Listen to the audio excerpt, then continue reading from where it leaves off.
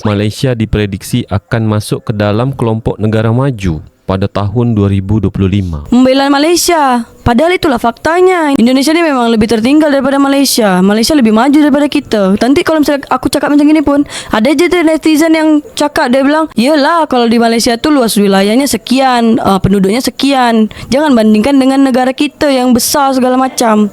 Tapi kan kalau misalnya kata Mbak Yu, kalau misalnya negara ni besar, banyak penduduknya, supply and demand. Ketika banyak penduduknya, banyak keinginannya. Iyalah, Petronas untung terus, Pertamina rugi terus. Petronas dah buka di berbagai negara dah. Pertamina cuma di Indonesia. Dekat Indonesia ni kelas menengahnya dah jatuh miskin. Korang tak boleh ada double job. Jadi ini adalah main job korang. Misalnya dia start ni dari pagi nih sampai jam kerja 8 jam. Misalnya jam 5 sore macam gitu. Ataupun misalnya dia start dari sore sampai malam macam gitu. Pokoknya dihitung sampai 8 jam. Kalau dia ada putus nih, oh berarti terpantau dari aplikasi dia akan terrating jelek. Air sumur diambil, habis tu air sungai, air ledeng, terus dimasak dia sampai steril ibaratnya gitu kan. Baru minum. Kalau sekarang ni dah tak relevan. Diorang ni harus isi ulang galon berkali-kali. Kalau galon habis beli lagi, isi ulang macam gitu. Terus kalau misalnya nak ambil air sumur lah, air ledeng lah atau air sungai, sekarang ni kan kalau nak masak butuh gas. Gas dia dah mahal sekarang. Indonesia ni negara apa? Negara mundur ke atau negara berkembang? Seharusnya kan Indonesia ni lebih maju daripada Malaysia, karena yang merdeka duluan tu kan Indonesia. Itu fakta. Kalau misalnya dia warganya kena PHK, dia akan dikasih subsidi bantuan dari pemerintahnya berpuluh-puluh juta. Dulu kalau misalnya nak jadi ojek online, satu hari boleh dapat 700 ribu. Sekarang 100 ribu pun banyak potongan dia. Dengan pajak yang tinggi terus dipotong lagi gajinya. Banyak potongan lah ibaratnya gitu kan. Terus yang kedua, judi online. Paling banyak nih di Indonesia judi online.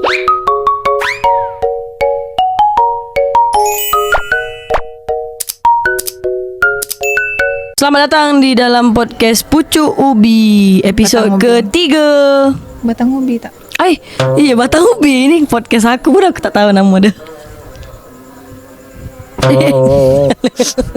Setelah berhasil mencapai status sebagai negara berpendapatan tinggi dan dikategorikan sebagai negara berpendapatan menengah ke atas, Malaysia diprediksi akan masuk ke dalam kelompok negara maju pada tahun 2025, melaju 20 tahun lebih cepat dari Indonesia. Tahun 2025, Malaysia akan deklarasikan sebagai negara maju. Ini menurut pandangan korang ni macam mana? Iyalah, Petronas untung terus, Pertamina rugi terus. Petronas dah buka di berbagai negara dah. Pertamina cuma di Indonesia. Tapi kau ada tak baca berita? Ke Indonesia ni kan ada kasta kelas menengah ke atas, kelas menengah ke bawah. Habis tu ada golongan atas dan golongan teratas gitu kan. Dekat Indonesia ni kelas menengahnya dah jatuh miskin. Berapa persen pula jatuh miskinnya beda? Kalau nak tahu berapa persennya tu, kau tengok dekat BPS, Badan Pusat Statistik. Jadi yang mengakibatkan orang Indonesia kelas menengah ni jatuh miskin gara-gara apa beda? Malaysia dah nak mendeklarasikan jadi negara maju ni di tahun 2025. Jangan buat malu Indonesia kau beda. Dia yang membuat kelas menengah di Indonesia ni jatuh miskin itu banyak faktor je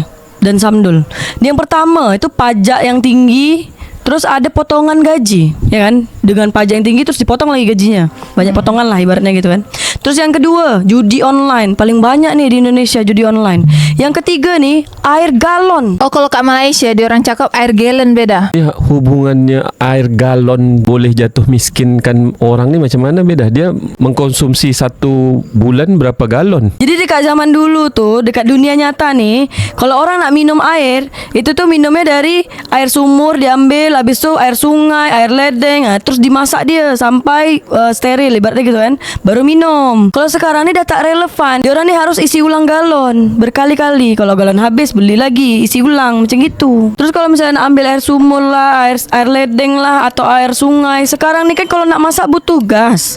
Gas dia dah mahal sekarang. Zaman dulu pun orang dulu tuh minum air hujan beda. Macam nenek aku tuh dia dulu minum air hujan beda. Tapi kalau sekarang air hujan tuh dah tak boleh lagi diminum. Ada ahli yang cakap kalau misalnya air hujan ini udah terkontaminasi. Industri-industri udah banyak. Ibaratnya kayak polusi-polusi yang dia masuk limbah-limbah ke air tuh udah masuk ke lautan, sungai segala macam. Kalau misalnya udah menguap ke langit terus hujan, ibaratnya air hujannya udah terkontaminasi. Banyak betul teori kau ni beda.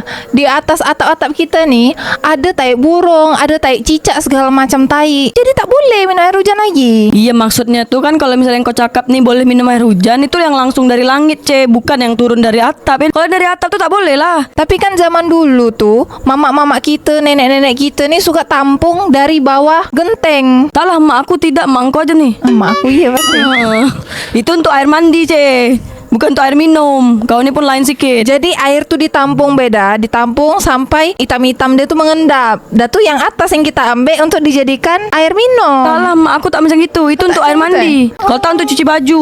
Jadi gara-gara air galon, kelas menengah Indonesia ni kan jadi miskin. Tapi sementara di Malaysia tahun 2025 mereka nak deklarasikan sebagai negara maju. Jadi Indonesia ni negara apa? Negara mundur ke atau negara berkembang? Seharusnya kan Indonesia ni lebih maju daripada Malaysia, karena yang merdeka duluan tu kan Indonesia. Itu fakta. Kalau macam gini nih susah nih, Samdul. Aku kalau bercakap nih, nanti aku jawab tentang soalan nih, aku dicakap nih dibilangnya membela Malaysia. Padahal itulah faktanya. Indonesia ni memang lebih tertinggal daripada Malaysia. Malaysia lebih maju daripada kita. Nanti kalau misalnya aku cakap macam gini pun, ada je netizen yang cakap, dia bilang, yelah kalau di Malaysia tu luas wilayahnya sekian, penduduknya sekian, jangan bandingkan dengan negara kita yang besar segala macam.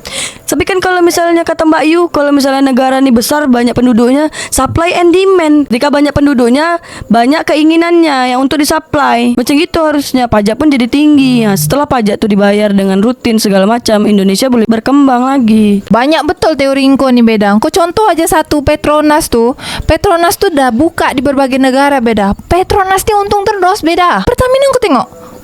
Seram beda. Terus sekarang Pertamina nih di Pulau Jawa sekarang sudah harus semua pengguna motor, mobil mengisi data kendaraan masing-masing sesuai dengan KTP untuk diketahui nih kalau korang ni golongan apa, golongan miskin ke golongan kaya. Jadi ada kasta-kasta lagi kan. Kalau kau termasuk golongan kaya, korang tak boleh isi Pertalite, bahan bakar bersubsidi yang murah di Indonesia, yang 10,000 per liter kan.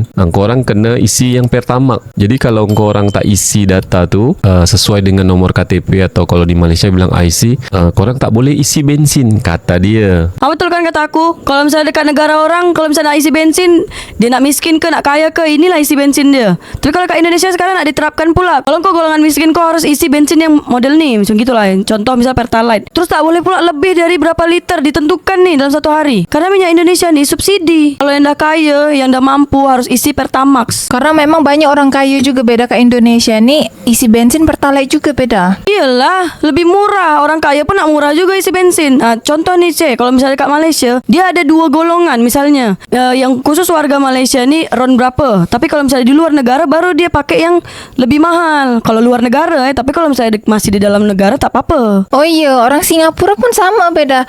Dia orang pergi ke Johor untuk isi bensin. Dah tu balik ke Singapura dah penuh bensin dia orang. Jadi tetap lebih murah isi bensin kat Malaysia daripada kat Singapura. Tapi kalau kata Kak Noni tu yang dari Langkawi, kalau misalnya kita dari Singapura nak pergi ke Johor, itu tangki kita tu dicek dulu sama custom dekat imigrasi tu. Harus penuh, Iya, dia ni dari Singapura ni memang penuh bensin dia. Jadi dah diisi dulu di Singapura. Dah tu dia ke Johor, dia keliling ke Mersing, ke Melaka, ke mana-mana lah, mungkin sampai juga ke Kuala Lumpur. Jadi dia isi bensin kat Johor tu sekali. Dah penuh baru dia balik ke Singapura. Kalau itu masuk akal, Tapi kalau misalnya dari awal dia tak isi bensin, dia penuh-penuh, tak boleh masuk kat Malaysia. Nah, berarti kan orang kaya pun dia nak juga isi minyak BBM, kalau Malaysia sebut Petron yang murah kan. Nah, kalau di Indonesia tu harus ada kasta. Kalau kau orang kaya, kau isi Pertamax. Kalau Indonesia miskin boleh nih isi Pertalite, BBM yang termurah, tapi tak boleh banyak-banyak. Macam mana pandangan kau orang? Tapi dekat Singapura nih, setahu aku kalau misalnya dia warganya kena PHK, dia akan dikasih subsidi bantuan dari pemerintahnya berpuluh-puluh juta, sampai warganya tuh boleh mandiri dan dapat pekerjaan lagi, dan boleh menghasilkan uang lagi. Kau kena kasih tahu juga beda. PHK tu apa benda? PHK tu pemutusan hubungan kerja ataupun dipecat lah macam itu. Sedap juga kalau engkau kerja kat Singapura, habis tu engkau nak PHK sama orang Singapura. Jadi engkau bisa dapat berjuta-juta. Tapi coba engkau kalau di PHK di Indonesia, apa yang kau dapat beda? Kalau dekat Indonesia engkau dipecat, ya beruntunglah kalau misalnya engkau habis dipecat tu dapat kerja lain. Kalau tak, ya udahlah menganggur lah engkau semua hidup. Jadi ojek online beda. Oi, kau tak tengok dekat dalam berita tu, ojek-ojek online ni demonstrasi ke pemerintah karena pendapatan dia orang ni tak sesuai sesuai dengan kinerja dia orang. Iya, memang banyak betul potongan dia nih kalau jadi ojek online beda. Dulu kalau misalnya nak jadi ojek online, satu hari boleh dapat 700 ribu. Sekarang 100 ribu pun banyak potongan dia. Terus sekarang pun kata kawan aku tuh, dia kan jadi ojek online yang warna hijau. Hijau ada dua kan, yang mana tak tahu lah aku ya.